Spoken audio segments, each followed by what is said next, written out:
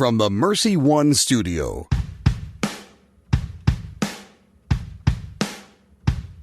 Welcome, folks, to The Uncommon Good with Bo Bonner and Dr. Bud Marr. Every week, diving deep into the truth of Catholic social teaching and restoring all things in Christ. The Uncommon Good is on the air. I'm Bo Bonner. I'm Dr. Bud Marr. And we are coming to you live from these United States of America, where we both work at Mercy College of Health Sciences here in Des Moines, Iowa. I am the senior advisor, said the wrong word, for mission initiatives and director of our newly founded Center for Human Flourishing there at the college. Bud, tell the good people what you do at Mercy College. I'm the academic. I had a brain freeze. I was like, I'm the academic dean. I used to teach there full time, and I almost said professor of philosophy, but that would have been wrong right now. That's right. We kept both of us simultaneously live on air. Went through the catalogs of different jobs we've had at Mercy. So I think that shows us the long commitment we've had in various ways that we can confuse our job titles. I think that's a good sign. I hope that's a good sign. It shows that I've been trying to remain employed for the last few years. That's exactly right. And as always, they underwrite our show, Mercy College of Health Sciences, mchs.edu. Not only able to see fantastic stuff we're doing like at the center, but also as we are gearing up for summer semesters into the fall, finishing up, we're sort of in the middle, I should say, of the spring semester, but creating the next generation of people who are going to go be on that front lines of dealing not only with the pandemic, but being our ministry of healing presence wherever they're at, mchs.edu. Yeah, Bo, a lot of exciting things going on. Amidst the freezing temps in Iowa, we've still been finding ways to teach the classes, and excited to see where your Center for Flourishing goes. Well, speaking of being exciting, you've, of course, started this job again. Was it November or December? I forget when you actually started the job. November 2nd. It's always going to stand out in my mind because it was one day before the presidential election. Right. And I just remember that time being sort of stressful for the country. And, like there was a lot going on. So right. That's going to be a memorable one for me. That's right. So on any other normal day when you would have got hired, probably front page news in Des Moines, but there was a few other things happening in early November 2020. So no offense, Bud. Otherwise, you know where you would have belonged. What I'm getting at, though, is soon and very soon, you're going to be back in studio because you guys will be permanent residents in Des Moines. And so maybe this time, right, the elections have happened, the Super Bowl's over, I think Tom Brady's president now, I forget what I read online. Maybe Marr's return to Des Moines can be front page material. I'm reaching out to the Des Moines Register to really kind of, wink and a nod. That might be appropriate this time. Well, it's another memorable day because I think Sunday, help me with this one, Buzz, Valentine's Day, correct? Yes, that's what part of what we're talking about in the show, so it better be. Yeah, I know it's coming up. So Valentine's Day is the big move. I asked Rachel if she wanted to move on Valentine's Day, and she gave the green light. So that would be another easy one to remember as well. Well, I mean, that's it's very romantic moving. If anybody's ever moved before, this chocked full of just awfulness, really. In many ways, though, you guys have already started to move, so it's not like you're going to make your wife break her back, moving furniture day of. But still, it's funny to be I've got you a move for Valentine's Day. That's right. That's what I was thinking because we don't have a U-Haul or anything. Like most of our possessions are in Des Moines. I do have a lot of books in Omaha that I need to get over there, as usual. Right. But just kind of like you were saying, a task like that on Valentine's Day. It comes up in Nebraska because, as you know, fall after spring is like the most popular time of year for weddings. Right. And inevitably, people schedule their weddings on a big Husker game day. So all these guys will joke like, don't ever schedule your wedding on a football game day. It's actually kind of cool because at the reception usually the groomsmen end up huddled around TV or something. Right. Well, I'm just thinking that I'm just imagining like how you could really have cashed in Hallmark card wise, right? A very particular idea about like you're special, and on this day we're going to move. But no, it is quite the gift to finally get the Marrs back in town. So I think that's appropriate enough that that's actually what we're going to talk about on the show today, Buzz. This sort of lines up in most years, but particularly this year we get St. Valentine's, the saint of love and romantic partnering, a mere 3 days before Ash Wednesday when Lent starts.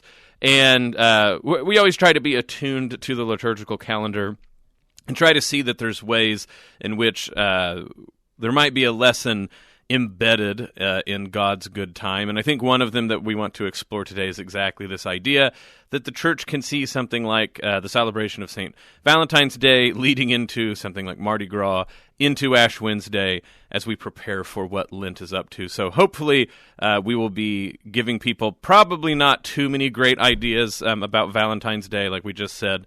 Bud and I's idea of a good Valentine's gift to our wives is things like moving. So we might not be able to help you out in that regard, but hopefully we'll be able to connect how the love that we talk about and implore St. Valentine to help us with on Sunday is not seen as antithetical, but actually complementary and indeed integral to what we're hoping to do starting Ash Wednesday, next Wednesday on the 17th, which reminds me, Bud, we'll be very hungry for next week's show. So if people want to really throw us for a loop, maybe ask questions and see if our lack of food minds can answer this. This is The Uncommon Good, Bo Bonner, Dr. Bud Marr, and we'll be back right after this. Folks, if you want to keep up with the show or Iowa Catholic Radio in general, it's easy to do. You just need to use the Zipwhip line. 515-223-1150, 515-223-1150, the Zipwhip line. Your portal, bridge, connection to all things Iowa Catholic Radio. Just do hashtag UCG for The Uncommon Good if you want to leave us a specific question, a comment. Maybe you have Valentine's Day's ideas that are better than what we're throwing out there, or if you just want to make sure to stay connected to things like the Carathon that are coming up, you can donate through. You can get in touch with people to donate, I should say, through the Zipwhip line, 515-223-1150, 515-223-1150. Hashtag UCG for The Uncommon Good.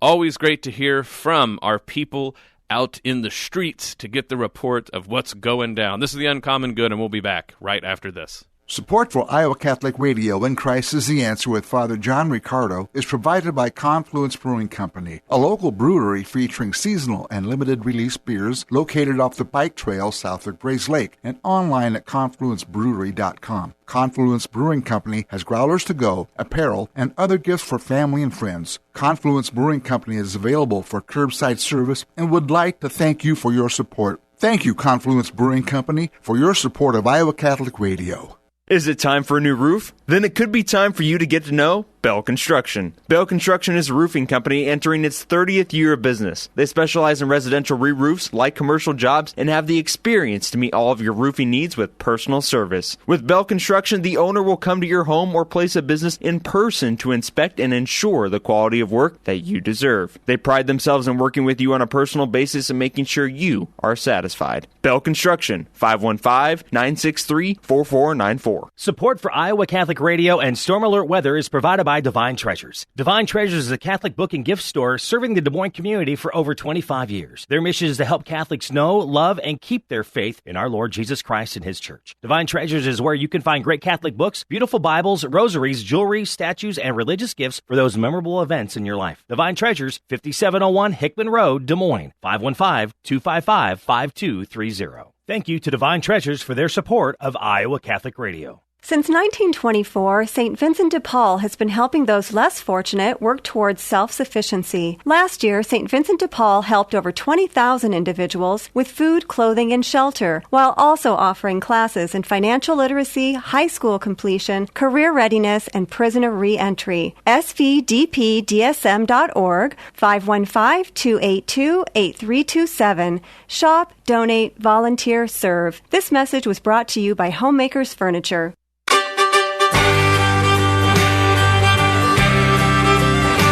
Back with the Uncommon Good. Bo Bonner and Dr. Bud Marr joining you this Wednesday for the show.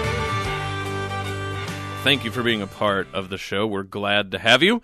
And as we said, interesting times. I know we say that a lot, and you're like, well, of course, Bo, very interesting times. But I don't actually mean in the big geopolitical scheme. I actually say let's focus a little bit about this week and the coming week. We have interesting times in the church, in the liturgical calendar. On Sunday, we have St. Valentine's Day on the 14th. Beyond the fact that it will be an interesting Valentine's Day with everything going on with the pandemic and everything like that, it's also interesting that it falls 3 days before Ash Wednesday, and we get started with Lent. So I would say maybe God's realizing, Bud, that if you would have St. Valentine's Day during a normal Mardi Gras, it might be too much for everyone to handle, so he's sort of made sure to back that up a bit with what we're dealing with the pandemic. But either way you slice it, there are plenty of times where Lent either has St. Valentine's Day right before it, like now, or just in the general vicinity of when Lent starts. And I think sometimes we might get the impression that when the church does this, it's sort of whip-blashing between aspects that it tries to hold together that can't be held together. So you have St. Valentine's Day, which already in itself is sort of a crazy holiday because St. Valentine is patron for lovers. The idea of people who are, courting, I should probably say is the old-fashioned word, so that they can get married. But of course, he's a martyr, right? And there's actually multiple St. Valentines. I think all of them have been martyred. You can correct me if I'm wrong on that, Bud. But the point being is there's something already, by choosing St. Valentine, that he would be considered the patron of love. Then you think about how this goes immediately into something like Ash Wednesday in Lent, that on Sunday you'll be getting nice little candy hearts that say, be mine, or you're sweet, or whatever, and then a priest is going to put ashes on your head and say, you came from dust, and from dust you shall return. That can seem like whip-blashing between two irreconcilable ideas that the church holds up for human life. But for you converting, do you think that there's something to this? Do you think that indeed, like, this is too much for people to handle, to sort of sandwich this in 1 week? Or do you think there's something about the juxtaposition of these two that, as a convert, speaks to something that maybe was missing before you converted? Well, this question has been on my mind, honestly, Bo, this week because, partly attending the extraordinary form of the Mass, like there's this pre-Lent period. So the priest has already donned violet vestments and, challenged the congregation to think about what their discipline and their penance in Lent will look like. But I think this is a little bit of a different direction than you were asking. I hope that's okay. Against the backdrop of the pandemic, I've had mixed feelings about Lent. I'll just share my spiritual struggles. Like, we've been talking in the broader culture, in Catholic culture, about the long Lent of COVID and sort of like the sacrifices that we've all made. And so there's a question for me, like, do we ask Catholics to double down on what they've been experiencing right now? I think the answer is yes. And part of the reason I feel strongly that way is that in Scripture, it's often challenging events like exile or like plagues or, whatever that causes the people to, I guess you'd say, like, take stock of their lives and of like their spiritual well-being. So, this has been a tough 12 months, but I think providentially we do have to see this as an opportunity to step back and say, like, why has God asked us to slow down in this way and to be more attentive, hopefully, to those on the margins of society, those who are suffering, maybe through no fault of their own, so to speak. And then transitioning a bit to what you were asking about, I do think it's appropriate. I think we can say a lot more about love as the show goes on, but obviously Valentine's Day, as it's been celebrated in our culture, has turned very much into a celebration of a romantic understanding of love, which that word has a lot of connotations, not all of them bad necessarily. If you're married and listening, I encourage you to incorporate romance into your marriage. But I do that's think going to be the forever quote. That one that's Jimmy, splice that. Yeah, that's make right. It our that is our lead-in commercial. Sorry, go hard-hitting truth from Dr. Bud Marr.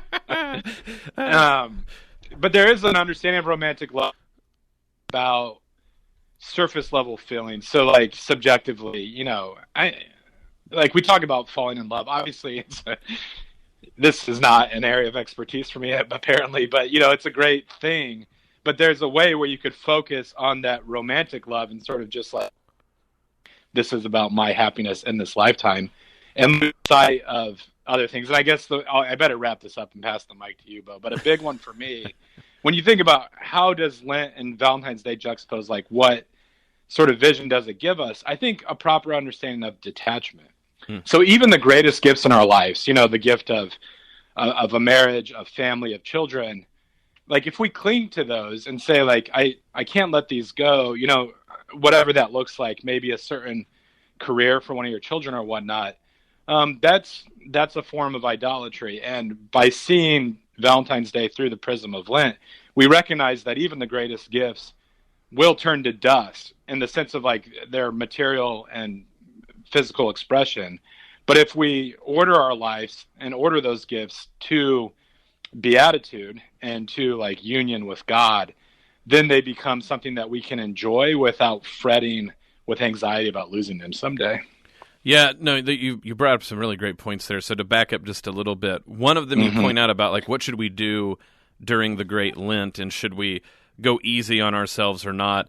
And one thing, look, I've seen people make this point, it's absolutely true, is if you're in a bad place, you don't get to a good place by like doubling down, making things worse. So that's certainly one thing that I think is rightly pointed out, that if you're if 2020 into 2021 has left you depressed or anxious or things like this, there's no way that what Lent is asking you to do is make your life even harder, even worse, because it's imperative if you are sick to heal the sickness first. So I think that that's important to say.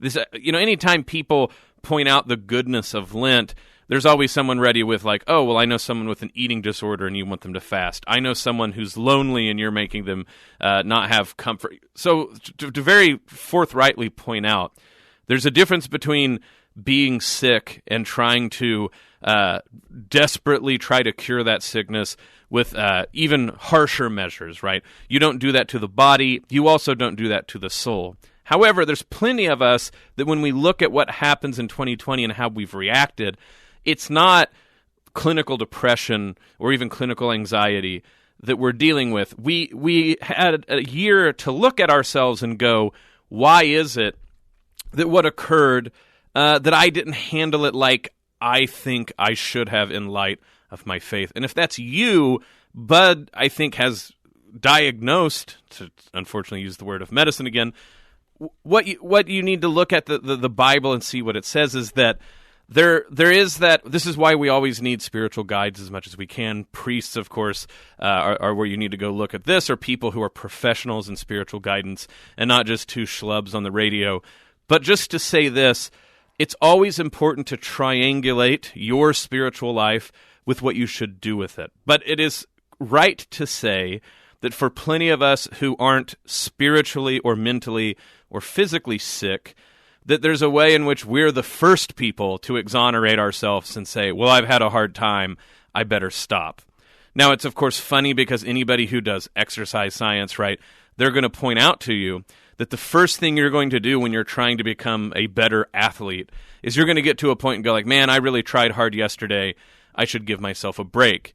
Now, if you hurt yourself, of course, you should not use, the leg that you hurt. However, why you need a trainer is because they help you say, no, today is exactly the day that you need to press harder, because then you'll do your body the best good. And the same thing happens in the spiritual life. What no one is telling you is if you are mentally or spiritually or even physically sick, that you should press at the point of where you are sick, breaking yourself. No one says that.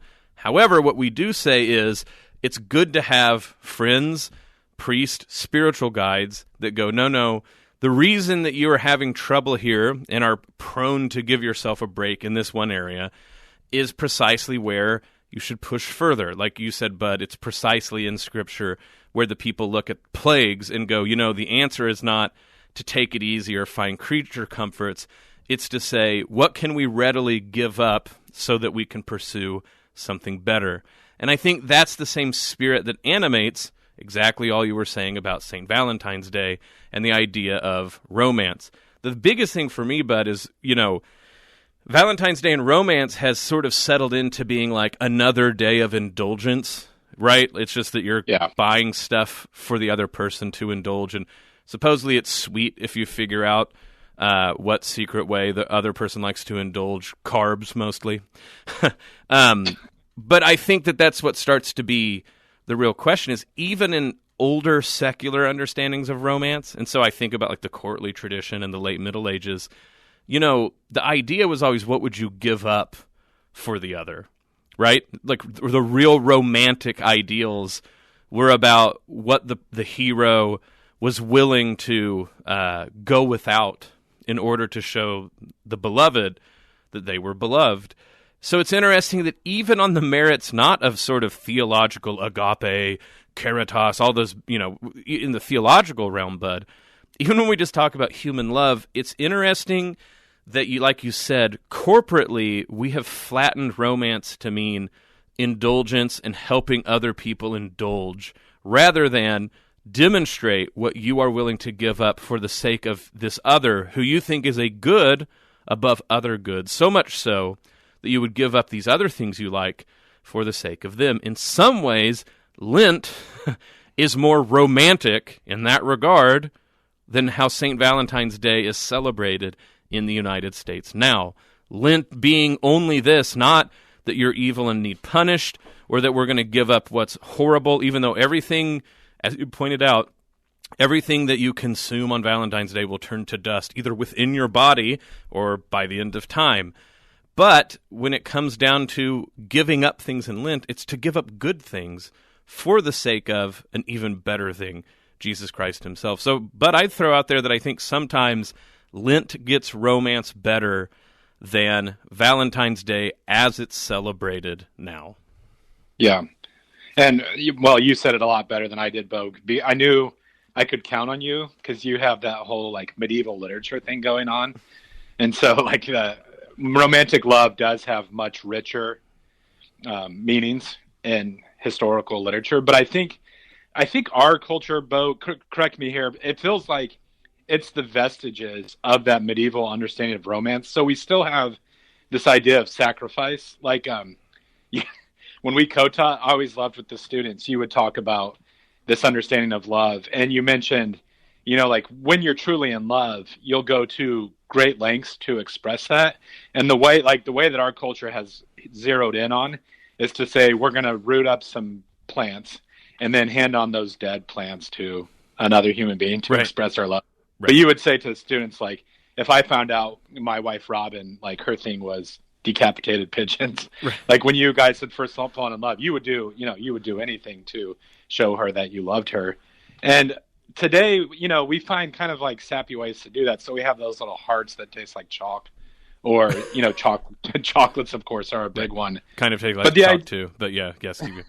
The idea is you take out of the abundance of what you have, and so, so to speak, offer that up on the altar of your love to the other. And that's where I think we start to drive at a Christian understanding of marriage. When I was in college, undergrad, I had a theology teacher who his wife, I forget what she struggled with. It was either MS or muscular dystrophy, but over time she lost her motor skills, and she became a very different person externally. And for the community there at John Brown, it was a powerful testimony that the kind of things that our culture sort of says are central to love of the other, when you love, those faded away.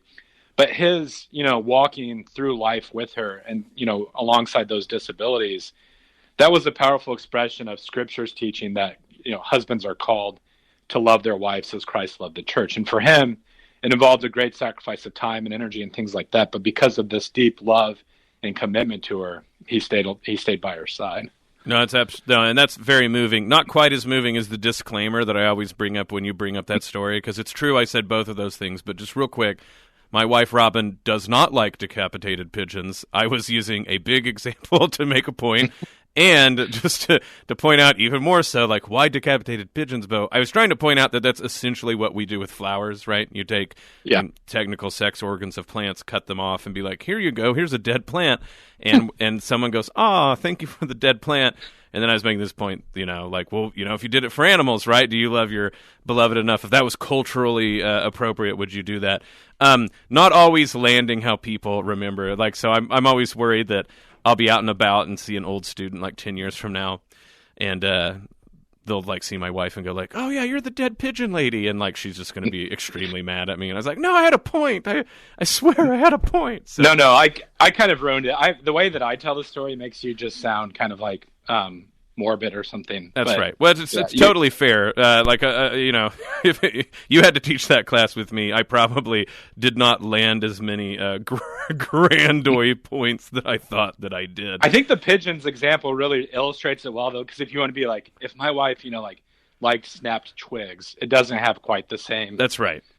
Force, to take the students aback from their slumber. That's right. Or like, if with the millennials, if you're like, what if my wife liked pineapple pizza, and they'd all just be like horrified or whatever. I think that's the sort of standing joke with millennials. Suffice this to say, we promise this has something to do with the common good, and obviously in the second part of the show, I think we can extract this more.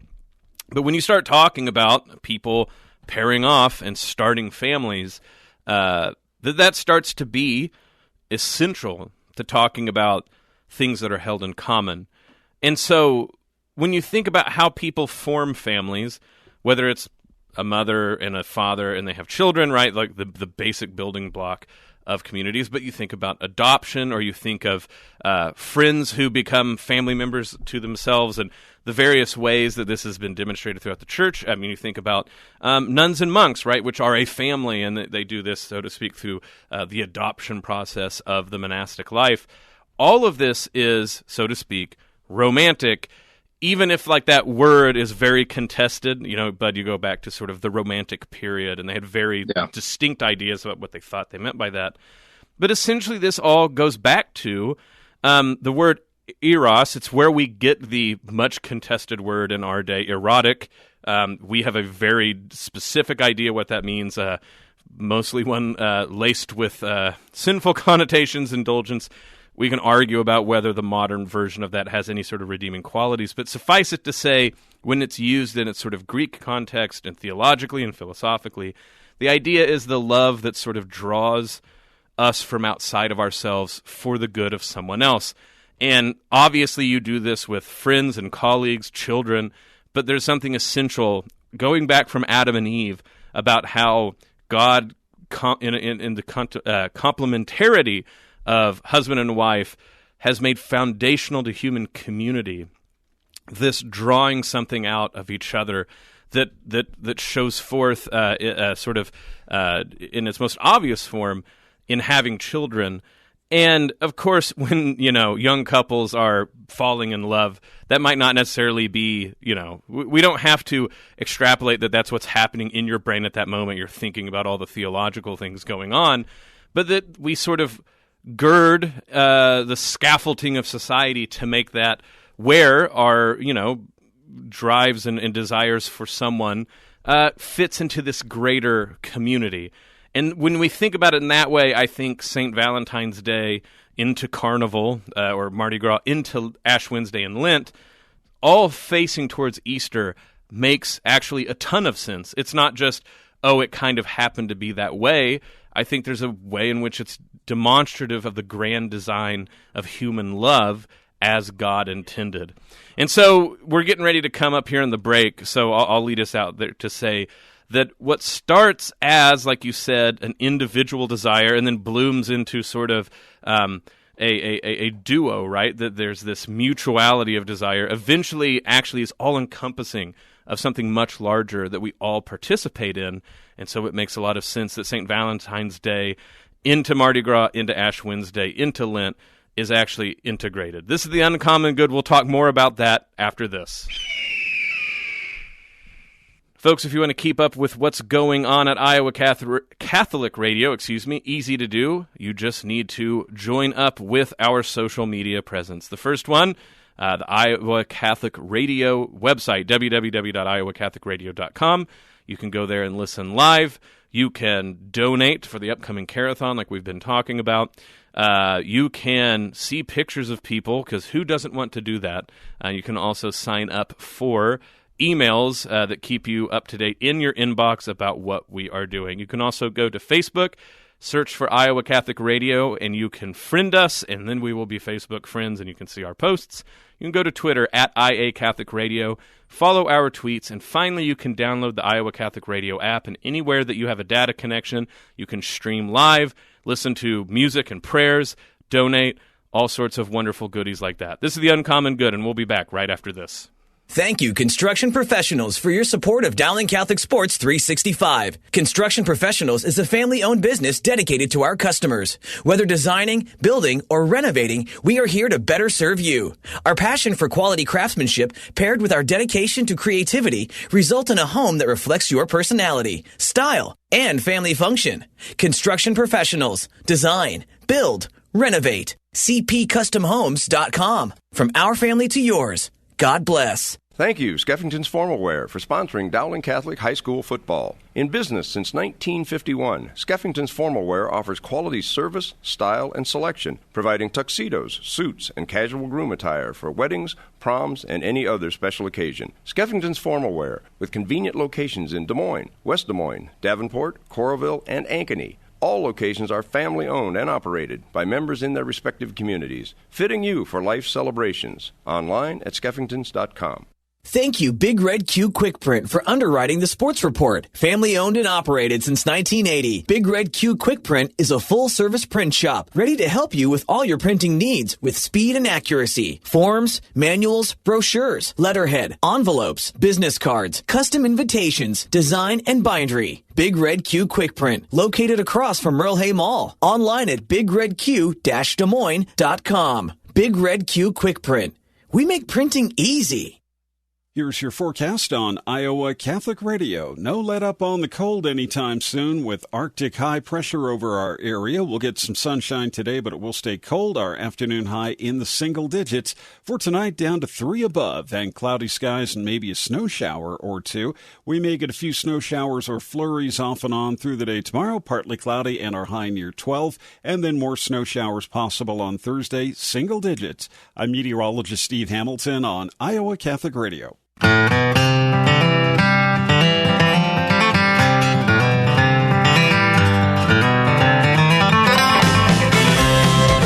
Back with the Uncommon Good. Bo Bonner, Dr. Bud Marr joining you this cold Wednesday. It's been quite a few cold days following up there, but we're talking about a subject that should warm anyone's heart. We're talking about St. Valentine's Day, romantic love, and saying crazy things like maybe Lent is more romantic than Valentine's Day itself. So have you tried that one, Bud, with Rachel, talk about how romantic Lent is, and that makes moving on Valentine's Day not seem so rough? This episode has given me a lot of ideas about, how to navigate the this time of year. But no, Bo, mentioning Ash Wednesday, I did want to say something that I meant to bring up at the beginning of the show but forgot, and I think it's apropos to what we're talking about. So, as I understand it, I can't spend as much time in the Catholic news sphere these days, but I think around the world that bishops are directing priests on Ash Wednesday to take the ashes and sprinkle them on the top of penitents' heads rather than smearing them on the forehead. Right. And so this might throw you off if you go to Mass on Ash Wednesday, I didn't get the real deal because my priest just sprinkled it on my head. And this, of course, is all related to being cautious with COVID and trying to sort of still maintain a little bit of distance during the rite or whatnot. And a couple things come to mind for me, Bo. One is like this is actually quite common in different parts of the world. I think in Italy it's pretty standard. So it's not like our bishops are all of a sudden like instilling this huge deviation. Right. But secondly, each year we have this whole discussion, when Jesus says to fast and practice penance, that you should do so in secret. Don't let others know what you're doing. Your reward is the penance, not the sort of like, oh, he's so spiritual thoughts that come with it. And I feel like this year, we don't have to face that question. In fact, I don't know, the idea of like ashes like hitting the top of my head, it kind of captures like the ashes idea. So I don't know if I'd be opposed if, like going forward, we just kept it this way, and it would avoid the whole question about, do I wash the ashes off of my forehead after the liturgy? Yeah, it's interesting that you point that out, because I just realized an entire 2 days of discourse on Twitter will go away, and I'm not actually sad to see it go. It's always like, which celebrities have ashes, right? And it's the one guy from ESPN and then random people after that. When I've been asked that by Protestant relatives, they're like, well, why do you do this? I think the right answer is whenever in places where there's been predominant Catholic cultures, the idea was, well, you do this to sort of make everyone realize, from the paupers to the powerful, that you're all going to die. And so that there's something that, like, when you think about this in places where there's a lot of Catholics, doing this is a sort of common reminder. So, of course, it's Lent and you're all going to go, fast. The idea is this is a mark to say we actually all have this in common. We're going to die. So, to your point, in the United States where that's not necessarily the case, because even, in the United States, it's always been a melting pot, but where Catholics were in prior times, it would be like most people in your town, or, you're in, this part of the country, etc.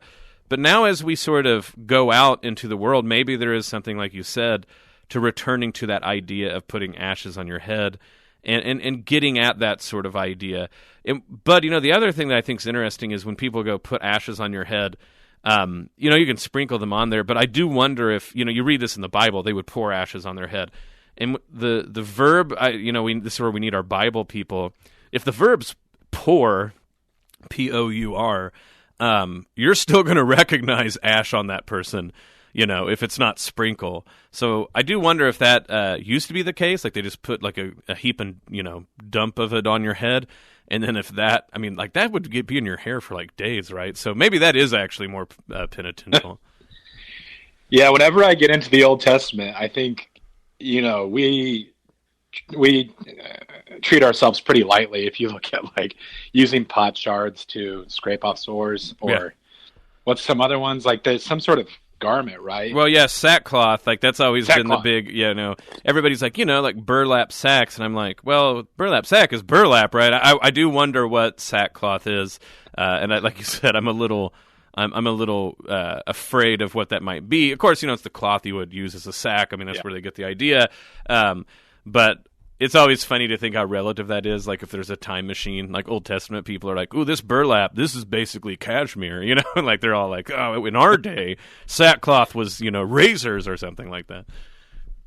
Rappers start wearing this, and it just becomes popular. Right, sackcloth is just the coolest thing, right? Yeah. We need to have our friend Matthew Umbarger back on the show to sort this all out. That's right. But, I did like, at the end of the last segment, you were wrapping up with this discussion of Eros. And that's actually something that's on my mind a lot, because if you say to someone, like in our culture, we're gonna watch a romantic comedy, the kind of love that comes to mind is Eros, with its like passion and things. And because of what you were saying, that when we use the word erotic, like in conversation, that usually has like connotations of sinfulness, and things like that. We've kind of moved away from that usage. But I feel like you were hinting at, Bo, and this is really true. In the history of theology, that term has had a key place. And even during the last pontificate, Pope Benedict XVI, in his encyclical on love, he talked about Eros being purified by agape. But what's always been fascinating to me, Bo, is when you dig into, again, especially the Old Testament, in sacred scripture, erotic love is paradigmatic of the disciples' relationship with God. And so, like in the Psalms, you have language like, as the deer panteth for the water, so my soul longeth after thee. You, of course, have the Song of Songs, and there was debates about whether it should be in the canon, but once it was, it became the most commented upon book of the Bible. And so as Christians, we can't just say like, well, the culture's done a bad job with this, so we're just going to set it aside. I think it's worth reflecting this Lent, like how eros is properly understood and what it means to, desire God as the deer panteth for the water. Like for me, just a couple of quick thoughts. One is, I think this language comes into play because God is not simply just this like life force in the universe, but is a personal being. And so relationship with God involves the same kind of dynamic that we find in human relationships. And that includes a kind of suffering. So Jacob in the Old Testament famously wrestles with God's presence, and God blesses him after Jacob insists upon it, but he walks away from the experience wounded. And you see this in so many lives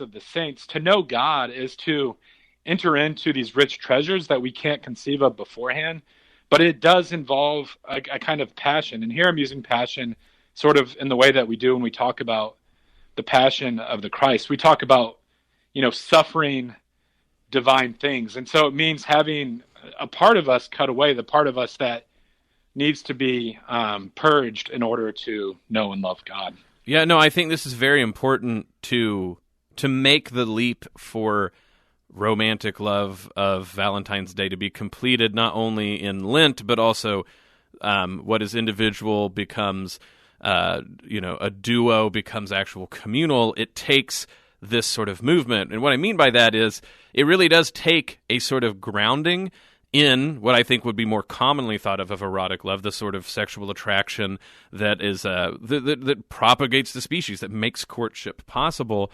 That it's the baseline for the metaphor and the analogy where we get at, like you said, understanding the great love of God for us and our desire we should have for God. The proof of this is that St. Bernard of Clairvaux, sort of like the Cistercian of all Cistercians, he is, if you look at his actions in his life, a very hardcore man who had not very many soft qualities about himself. But when he sat down to write his great work for his monks, and remember the Cistercians' big, calling card was that they were like, hey, like the Benedictine monks, they're softies. We're going to be more hardcore than them. Nice. And what did he write? A commentary on the Song of Songs, where he talks about the Holy Spirit in these terms, right? And it's all about, he has almost like an entire book about the line where he kisseth me with the lips of his mouth, right? And he just goes on and on about this. And who does he quote, bud? He quotes, of all people, the ancient Roman poet Ovid. Ovid, in some of his poetry, I don't know how to soft pedal this, is straight up rated R if what he was talking about was made into a movie in 2021. The guy doesn't hold back. And it's not, of course, that Bernard's choosing those parts. I'm not saying anything scandalous, but Ovid really is this sort of ancient secular poet who was really obsessed with these ideas of what we would call romantic love, and in rather secular terms. And when Bernard is trying to convey the reality of the love of God in this sort of conveyed by the Song of Songs, where does he go get quotes from? But Ovid, the poet of love. What we're getting at, right, is this sort of idea that you hear in the popular connotations of love, that love is like a sickness or a wound, right? That my heart hurt after I saw so-and-so, right? That I'm sick with love. We heart sick. We have love sick. We have these terms because we realize that there's something, the greatness of love is actually that it sort of makes us seem like less, right? And what is that? Well, love reminds us that we're not self-sufficient. Because if there's a beloved, we're immediately brought to mind that there's something incomplete about us in ourselves until we find it reflected in others. The culture, of course, gets this very wrong. They sort of understand this in the sort of most basic, silly ways. They think it's just about sexual conquest or pleasure. They think it's just about possessiveness. They think that you can't have that love with friends or with God himself, right? We do all sorts of things where we truncate this love, But it's important to keep in mind that that very basic spark that runs throughout all of humanity, that throughout time, young men and young women feel that spark towards someone else and are all of a sudden brought very aware that they are incomplete in themselves, is exactly the wound that is the wound in the Sacred Heart of Jesus, right? That he opens up that part of his heart for us to be hidden in it because of the love that God has for humanity. And that precise sort of going outside of ourselves because we're incomplete in ourselves is what drives forth our return to God, and that sinners redeemed by the blood of the Lamb. And if that's the foundation of your society, if that's the foundation of your church, that's very different than a society or a church that goes like, all these secular people and their idea of eros, they're just irredeemably doomed. And what we're talking about is agape. We don't get involved with that sort of eros stuff. No, it's founded and based in something that most people understand. And if they don't understand it through personal experience, it is suffused throughout nearly every culture talking about this fact. And Christianity unblinkingly looks at that and says, this is the analog, the basic metaphor for how you have to understand the soul's pursuit of the love of God. Well, yeah, and this calls to mind for me, Bo. You and I had a professor in graduate school who said something along the lines of sentimentality is killing the church. And when I first heard him say that, I thought, wow, that guy's a real grump. You know, a lot of people like to go to church to experience, warm feelings or whatever, which maybe has a place in some capacity. But I think what he was trying to shine a harsh light on was to say, like, have we really dug down to the truth of what we confess in our faith? And so for me, Bo, a big example in my own life, and one that I've slowly kind of become aware to, is you think about the liturgy of baptism. And baptism, I think, is one of the rites of the church that's easiest to reduce to sentimentality. And the reason I say that is, of course, like, the baby's very cute, and you always, like, clothe the child in a nice garment. I was going to say dress, boys. And what's like a baptismal gown, right? Right. And so it's only natural, especially I've been to churches where the baptism takes place in the context of the Mass. It's only natural to kind of hold up the baby so that everyone can ooh and ah. But if you pay close attention to the language of that liturgy, we're marking the child with the cross of Christ. And there's a real analogy to when God asked Abraham to sacrifice Isaac, and saying, Abraham proves himself by demonstrating that he wouldn't withhold even his only son from God. And when we take the child and we turn them over, so to speak, to be baptized so that they're marked with the sign of the cross, I don't know, what I see in that, Bo, is we're saying, God, this child is yours.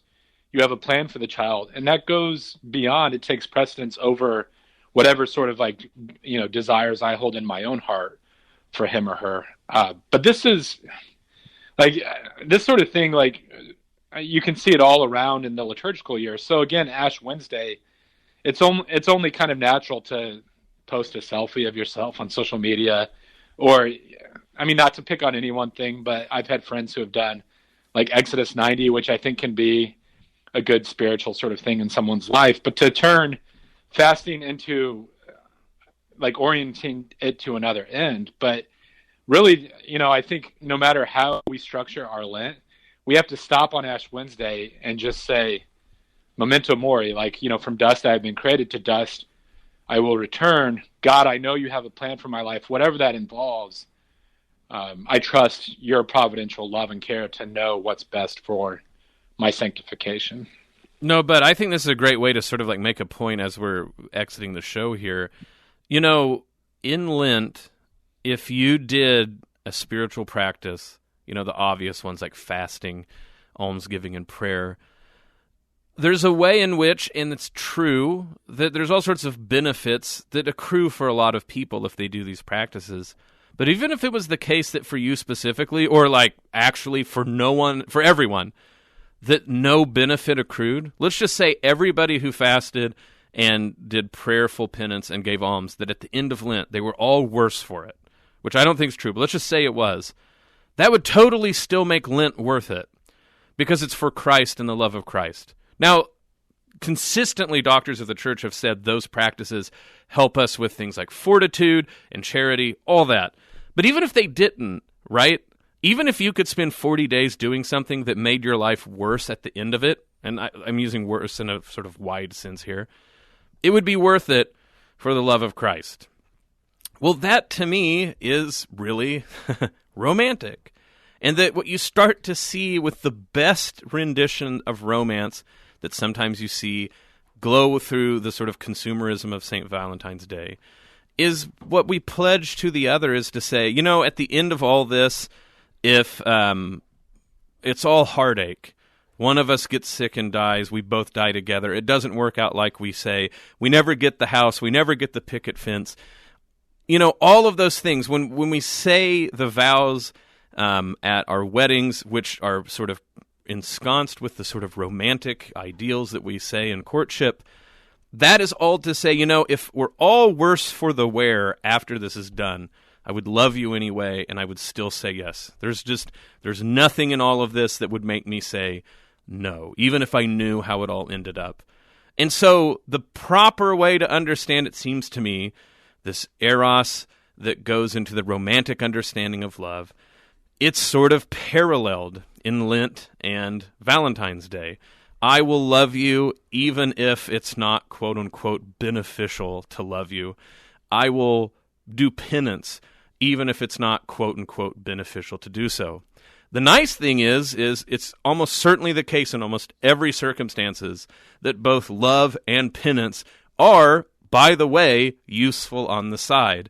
But it's like Jesus said, that if you pursue the kingdom of God and its righteousness, all these other things you will have besides.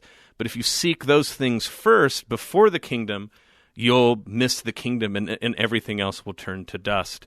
Romantic love is to say, whatever may come, you know, forget the torpedoes. I love you. I will do this penance. I will, you know, forsake all others for you. And no matter what comes, I know that that's good enough. And I think that is essential to learning why the church liturgical year juxtaposes these the way that they do. I've left you like a minute, Bud, so really good luck wrapping it all up. No, this is a tough spot to stop because there's more to say. But with your last thoughts about loving God for God alone and not because of pragmatic outcomes or whatever, there's a prayer that I've heard, and I've seen it attributed to different people, but it goes in effect, "Oh Lord, if I worship you for fear of hell, then burn me in hell. If I worship you for hope of paradise, bar me from its gates. But if I worship you for yourself alone, grant me then the beauty of your face." And we could probably unpack some of the theology built into that prayer, but I think at the heart of it is this kind of singular desire for union with God. So a great thought to end our Valentine's Day show on. I would say it is lovely and sweet and romantic that basically in a sort of audio form, we are like nice, chalky little things. And on that note, this is the uncommon good. May Jesus Christ, the Prince of Peace, reign in our hearts, in our families, in our city, our state, our nation, the world, solar system, galaxy, the whole kit and caboodle. This is the uncommon good, and we'll be back next week. But if the good folks out there want to pray along with their sweethearts and Iowa Catholic Radio, what are times that they can do so? Yeah, as Bill likes to say at the end of the segment, we invite you to join us in our mission in whatever way that you can, certainly through your generosity, but also by joining us in prayer each day, each week. You can pray the Rosary daily with us on air at 5:30 a.m., 9:30 a.m., and 9:30 p.m. We pray the Angelus at 6 in the morning, the Divine Mercy Chaplet at 3 in the afternoon, and those Rosary opportunities really helpfully are available anytime on the Iowa Catholic Radio app. And folks, if you want to, like Bud said, be a part of our mission, our ministry, and you are just by listening, not only do you do so by praying, not only do you do so by volunteering, it's also the case that you do so by providing for the physical needs of this ministry. And boy, howdy do you guys always come through, and we want to say thank you for that. Of course, what's coming up, the Iowa Catholic Radio Carathon, it starts Monday, February 22nd. Your support keeps Iowa Catholic Radio on the air, connecting listeners to Christ. Out of the gates, we hope that people will consider a $30 a month gift, which you can give on Iowa Catholic Radio online at iowacatholicradio.com, through the Iowa Catholic Radio app, or you can call 515-223-1150. With your gift of support, a Mass will be said for you. Now, the one thing that I know that we wanted to make sure everybody has heard is we've done an outstanding job of getting matching gifts prepared for Carathon. Jimmy, if I'm not mistaken, right, 97,000? Yeah, so the point being, though, is they're matching. So to get them, we need you to give. So we've done our homework. We've really dug deep. We've asked loads of people, and we want to say thank you to all the people who have made these pledges. But you can start giving today. You don't have to wait for Carathon, but we just implore you to think about this, right? If you can give this time around, that is $97,000 of matching gifts ready to roll and make this ministry effective. And so we hope that you guys prayerfully consider this in the weeks leading up to Carathon and help us really knock this one out of the park. Well, Bud, all that to say, good luck on your move. Don't pull your back, and tell Rachel happy Valentine's Day for me. Certainly, Bo. You two have a great end to the week and a blessed Valentine's Day and Lent yourself. This is The Uncommon Good. Bo Bonner, Dr. Bud Marr, and we'll be back next week. The Uncommon Good with Bo Bonner and Dr. Bud Marr is heard every week on wonderful Catholic stations like this one, and anytime on podcast. Just search for The Uncommon Good.